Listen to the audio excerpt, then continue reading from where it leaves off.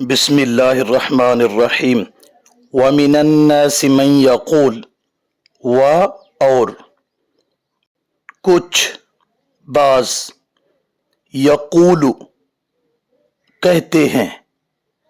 वमिनन्नासि मन यक़ूलु और लोगों में बाज वो भी हैं जो कहते हैं आमन्ना हम ईमान लाए हैं, बिल्लाही अल्लाह पर, यानी सिर्फ जुबान से कहते हैं कि हम अल्लाह पर ईमान लाए हैं।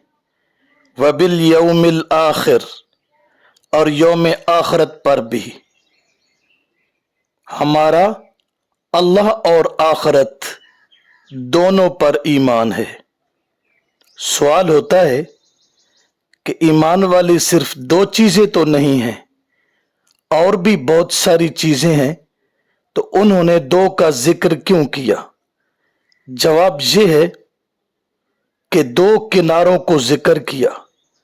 अव्वलन ईमान बिल्लाह है, आखिरन ईमान बिल आखिरत है। तो उन्होंने अव्वल और आखिर दोनों किनारों का जिक्र किया, तो सारी दरमियान वाली चीजें इसमें आ गई कि हमारा उन तमाम चीजों पर ईमान है जिनको मानना जरूरी होता है, लेकिन उनका सिर्फ जुबानी दावा था, बातिन में तस्दीक नहीं थी।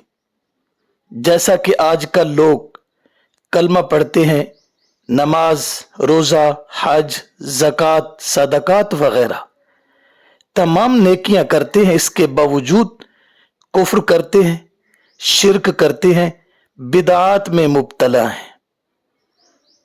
तो अल्लाह रब्बुल इज्जत ने जवाब दिया वमा हुम बिमुमिनीन, वाव हालिया है, हालांकि मा नहीं, हम वो बिमुमिनीन ईमान लाने वाले, यानी दिल से, क्योंकि जब तक किसी का दिल मोमिन नहीं तो वो भी मोमिन नहीं।